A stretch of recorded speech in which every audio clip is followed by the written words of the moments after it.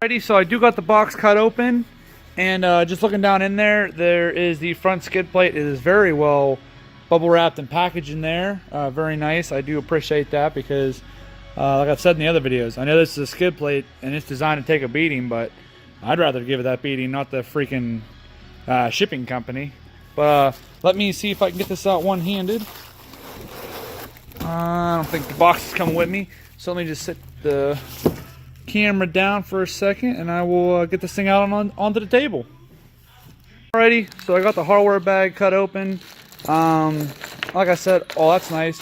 Individually wrapped all the hardware pieces. Got some washers here, some Allen head bolts, some more washers, little speed nuts, more bolts, spacers, and a couple more spacers. And we got, oh, that's awesome, a nice little brochure from ATP, saying what all they offer as a company for everything. You got your JK stuff in here, then you also got your Renegade stuff in here, shackles, sliders, all that stuff. You got your ATP grab handles. Very nice brochure, very nice. That's awesome. So we'll set that guy off to the side. Alrighty, and then we get our instruction sheet. Just tells us what all we got, you know, our contents of our box, you know, our skid plate spacer, bolts, stuff like that, quantities, hardware, tools required. Tells you you're going to need a 5mm Allen, a 4mm Allen, Torx socket, a T30, floor jack and jack stands. And then it just gives you a step-by-step of how to install it. So yeah, and just tells you, you know, always just go back and recheck all your tightness, everything. And like always, it tells you to post on Facebook and Instagram of the part installed to show off how good it looks on your Jeep.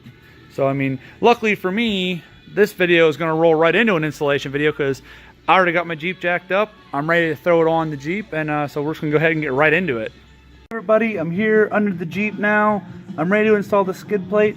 First thing I want to do is take out the Torx screws that are all across the bottom of your front bumper. Trailhawks, Latitude, Sports, Limiteds, they all have these bolts underneath here. They're all in the same location. They're they look like this. They'll be up in these rivet holes. They are, if I'm not mistaken, yes, they are a T30 screw like the instructions said. I'm just using a T-handle Torx bit. But yeah, you just unscrew them and set them off to the side. You won't be using these. The kit comes with new bolts, washers, everything. You'll actually be replacing them with the number 5 Allen screws the instructions said about, with the flat washer on them. So I got a couple of mine on hand and ready. And I would like to recommend at this point in time to either have a buddy, a friend, something to basically another set of hands to come underneath and help hold the skid plate up while you start the bolts. If you don't have someone who can come over and help you, use a floor jack, something of the sorts, because the skid plate's about 50-ish pounds. It is kind of heavy to manhandle by yourself. Sadly though, I make my videos by myself, so, you know, pretty smart, and I never think ahead to get an extra set of hands on hand to help me with stuff. So I was going to use the floor jack method and show you how to do that, but both of the floor jacks I have here at work decided to break today. I know, go me. So basically I'm just going to kind of manhandle this thing up in here. Get a couple, because you want to start by putting the bolts.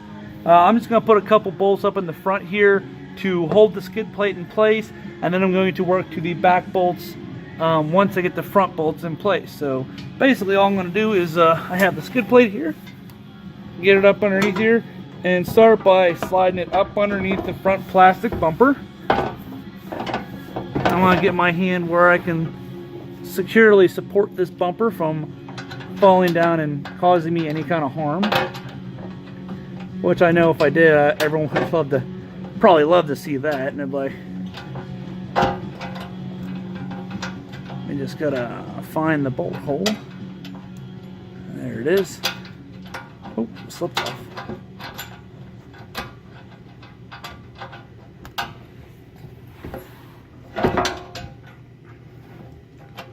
There we go. Now I got the bolt hole. So I got the bolt hole found. I'm just trying to get this thing a good many threads up in, just to make sure I can confidently let the skid plate rest on it while I start the other side.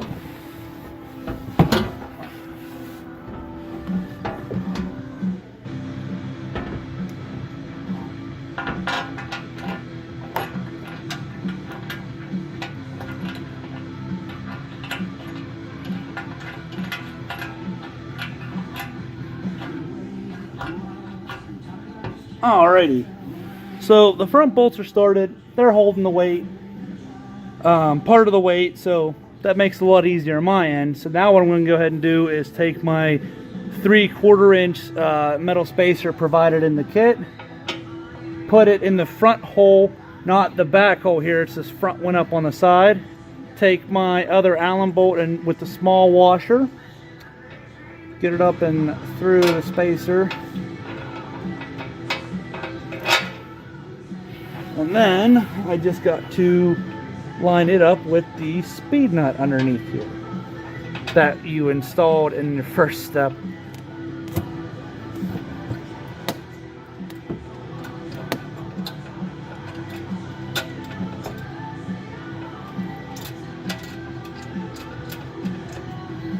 Okay, got that started.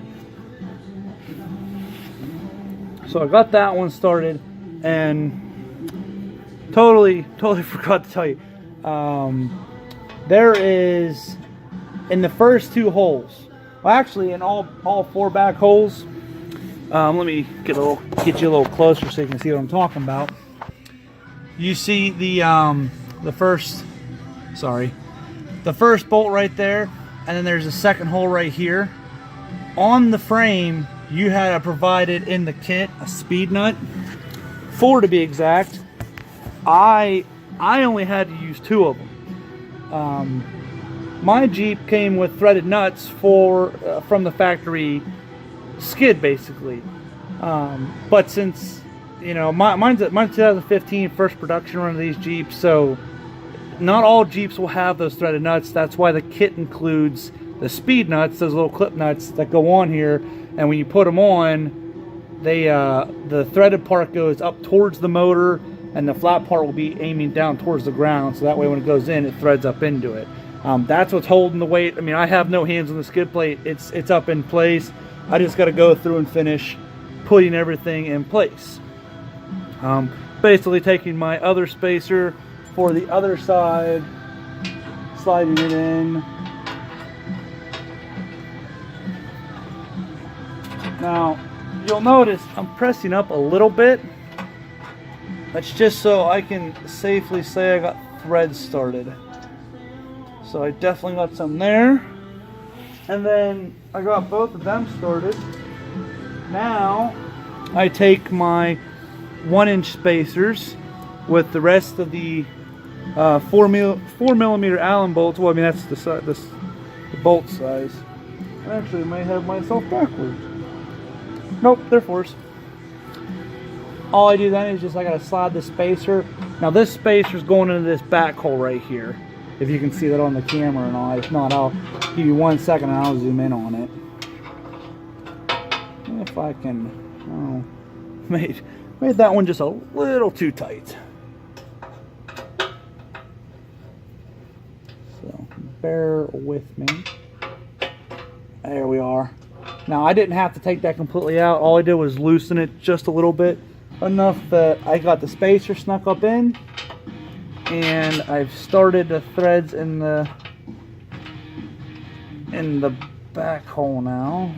I just kind of, this is a bit of a tricky part because you're kind of going blind up in there, and what I mean is I can't see past the skid, so I'm not really sure where the bolt hole is at first. So you just kind of wiggle it around until you find it.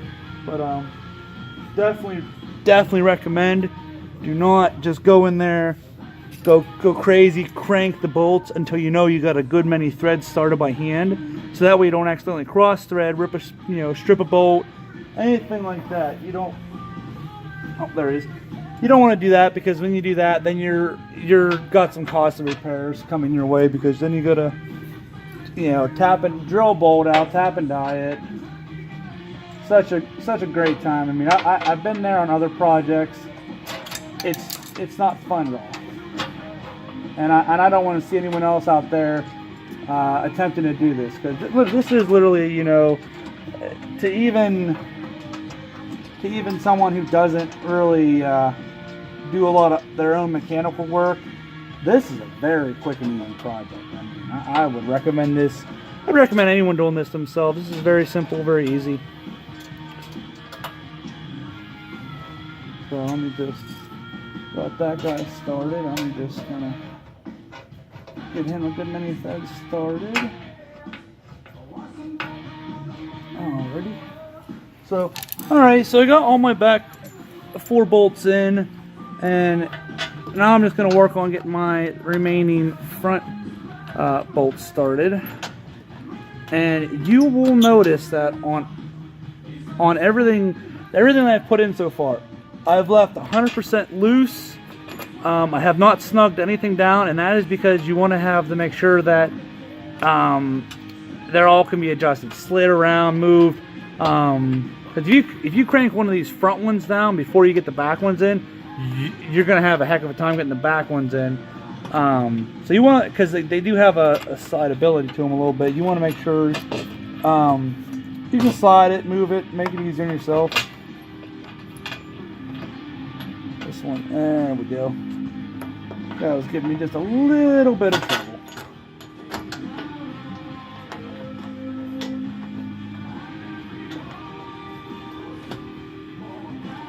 And these are the 5mm Allen head screws. I'm just lightly threading this. I'm putting no pressure behind this. Just enough to say I definitely got some threads started.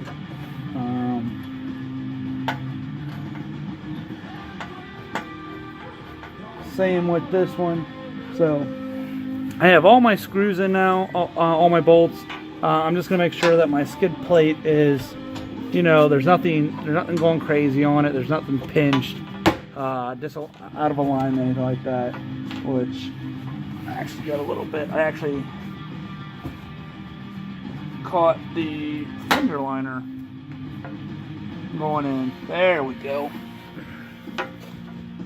Yes, I caught the fender liner just a little bit. Nothing major. But you hear that pop, and I'm just pushing it up and out of the way. So there is that now. Yeah, there we go. Everything is up and in. I can easily move this thing. All the bolts are good. I'm going to go ahead and tighten all these, and I'll jump right back into this. All right, everybody, I just got finished tightening the skid. All 5 front bolts, all 4 of the rear bolts. Yeah, you just want to make sure, I had the little bit of inner fender well stuck a little bit on this. Not the end of the world, just got pushed out your way, that's all. Did that, fits up in there beautifully. Just got to tighten all the bolts. You tighten them. There's nothing, there's no exact number to them. You just make sure they're tight. Me, for peace of mind, probably 100 miles or so, I'm gonna come back up underneath, just give them one final check, just to make sure nothing just kind of vibrated loose on me.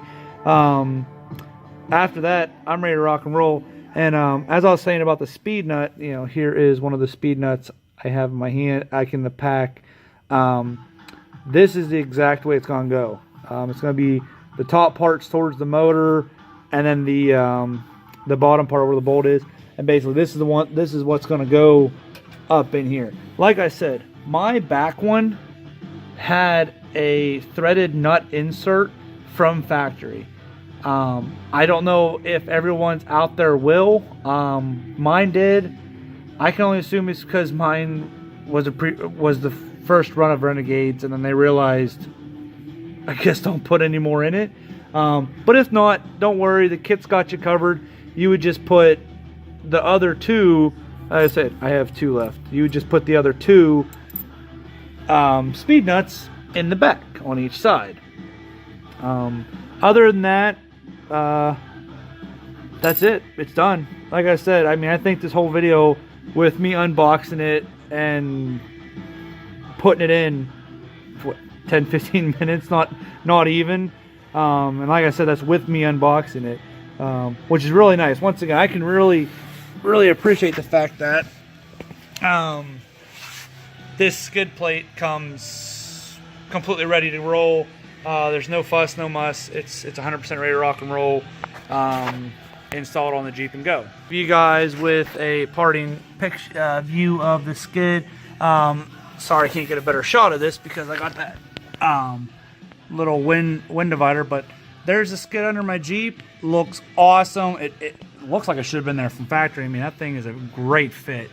So yeah, I'm ready to handle whatever the show has to throw at me. So I'm very excited about that.